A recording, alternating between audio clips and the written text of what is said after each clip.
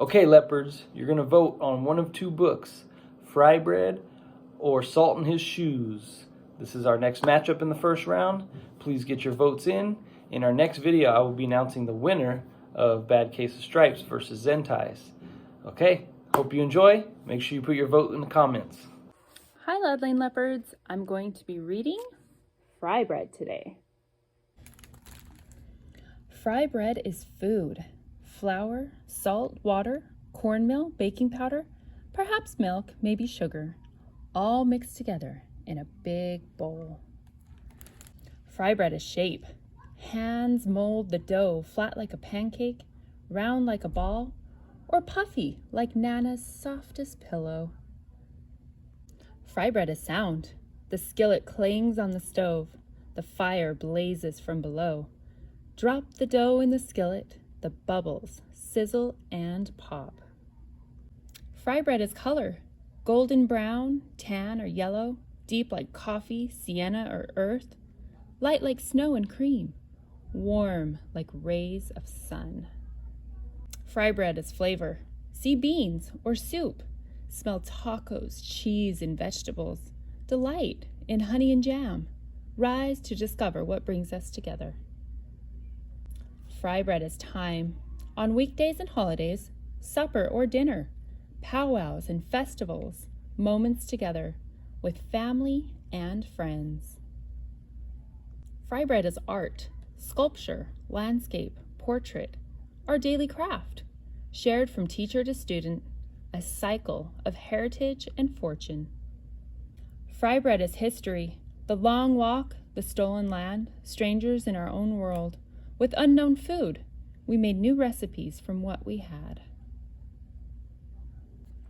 Fry bread is place, Alaska, Kansas, all the way to Maine, down to Delaware, on to Georgia, over to Oklahoma, Colorado, and California, cities and lands we call home. Fry bread is nation, Abenaki, Apache, Arapaho, Ojibwe, Onondaga, Ogallala, Sioux, Narragansett, Navajo, Nipmuc, Seminole, Shoshone, Sac and Fox, hundreds and hundreds of tribes. Fry bread is everything, round, flat, large, small, north, south, east, west, brown, yellow, black, white, familiar and foreign, old and new. We come together. Fry bread is us. We are still here, elder and young, friend and neighbor. We strengthen each other to learn, change, and survive. Fry bread is you. Hello, Loudlane Leopards. Today I'm going to be reading Salt in His Shoes. Story about Michael Jordan. This story is actually written by Michael Jordan's mother and his sister. So right here, Dolores Jordan and Rosalind Jordan. Michael loved to play basketball. Every Saturday he followed his older brothers, Larry and Ronnie, to the park, hoping that they would let him play. And if one of the guys who usually played didn't show, but they always did. But there was one problem. His name was Mark, and he was the tallest boy on the court. "What's the matter, Mikey? Too short?" Mark flapped his arms in Michael's face. Over here," shouted Larry. But when Michael threw the ball, Mark's long arms came out of nowhere and knocked the ball away. It flew into the hands of the players on Mark's team. He made the basket, and the game was over, just like that. When they got home, Michael went into the kitchen where Mama was cooking dinner. He was still disappointed, and she could tell. "You guys lost again today, huh?" Michael nodded. He sat quietly for a minute, then said, "Mama, how can I grow taller?" Now, Mama knew the answer to a lot of questions, but this was a tough one. She thought for a moment as she sprinkled salt and pepper on the chicken she was making for dinner. Then she smiled, looked at Michael, and said, "Salt." "Salt?" Michael looked at his mama. "Salt in your shoes. We'll put salt in your shoes and say a prayer every night. Before you know it, you'll be taller. she replied. Salt in my shoes? Michael said quietly to himself. Surely Mama was teasing. He sat staring out the window, trying to figure out how salt was going to help him grow. He noticed the rose bushes outside in Mama's garden. They had grown high along the fences, and roses of all colors were blooming on the vines. He thought to himself, I remember when Mama first planted those bushes. Michael's face lit up. If Mama knows how to make those rose bushes grow taller, then maybe she's right. Maybe salt in my shoes really will help me grow. Growing more excited, Michael twirled around and started asking lots of questions. Mama, how long will it take? And how tall do you think I'll get? Smiling, Mama sat down next to him and explained. In order for this to work, the most important things you have to do are be patient and listen to what I tell you and say your prayers every night. Listening carefully, Michael shook his head. Okay, Mama, I'll be patient. But what does saying my prayers have to do with it?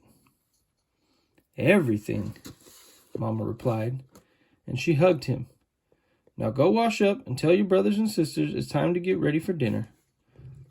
Michael dashed out of the kitchen, almost knocking over his father, who was walking in. What's he up to now? Asked Daddy. Oh, the usual, laughed Mama. Chasing a dream. Later, during dinner, Mama noticed that Michael was barely eating anything. He was already daydreaming about being taller. Michael, first things first. You won't grow if you don't eat, especially your vegetables, Mama said. But I'm not really hungry, he said.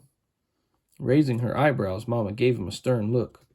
Slowly, Michael picked up his fork and began to eat. Minutes later, his plate was clean, and he was asking for more.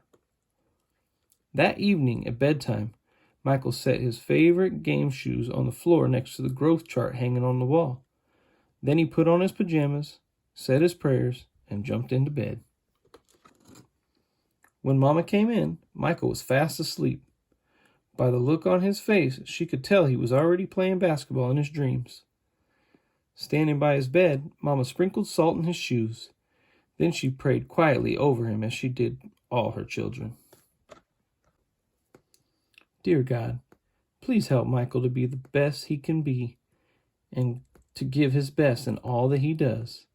And Lord, could you please make him just a little bit taller tomorrow than he is today? Thank you. Amen. After that night, Michael wore his favorite game shoes everywhere he went, even to church. And he stopped going to the park with his brothers on Saturdays. Instead, he stayed home and practiced.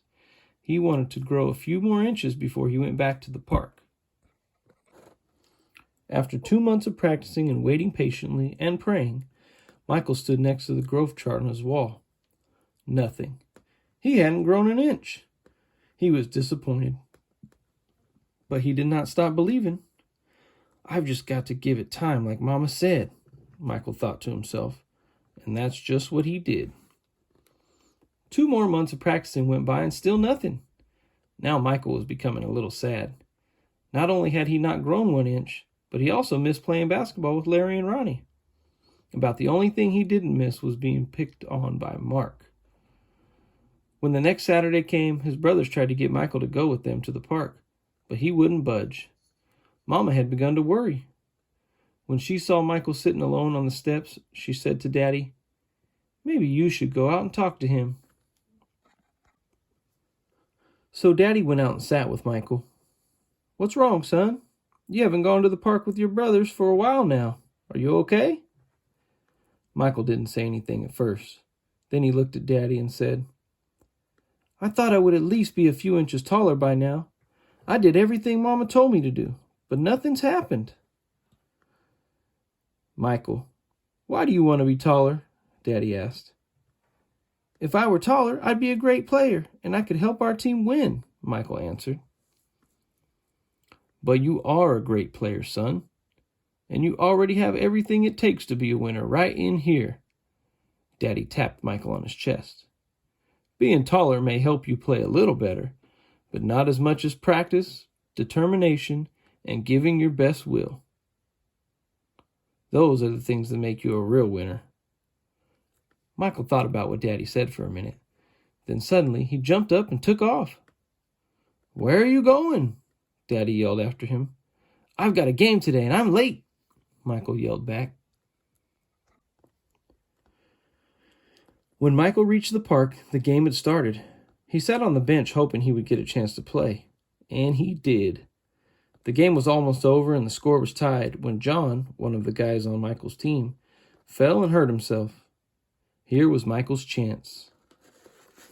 Michael joined his team in the huddle as they gathered on the sideline for a timeout. "Okay, the game is tied. All we need is 1 point. Who wants to take the shot?" Ronnie asked. He looked in Michael's direction. Feeling more confident than ever, Michael said, "I'll do it." When the whistle blew and the game began again, Mark began to pick on Michael as usual. "Still trying to play with the big boys, huh?" Mark taunted. But Michael paid him no attention. Taller or not, he had been practicing, and today he was determined to win. Larry threw the ball inbounds to Michael. Michael caught it, bounced it for a moment, and then took off running. As he approached Mark, Michael shifted to his right. Mark followed, but while he was still shifting, Michael spun to his left. He stepped behind Mark and shot. The ball arced far above his opponent's hands and fell silently through the hoop. 2 points. The game was over. Michael's team had won. It was just as Michael dreamed. When he realized what he had done, Michael took off running and didn't stop until he had reached home. Bursting through the door, he shouted, "I did it, Daddy! I did it! I shot right over the tall guy's head and we won the game!" Running in behind him, Ronnie and Larry joined the celebration. "That's right, little brother. You did it. You won the game for us." Michael remembered that the look Ronnie gave him during the last time out of the end of the game and said, "No, we won the game, but I was the star." They all laughed.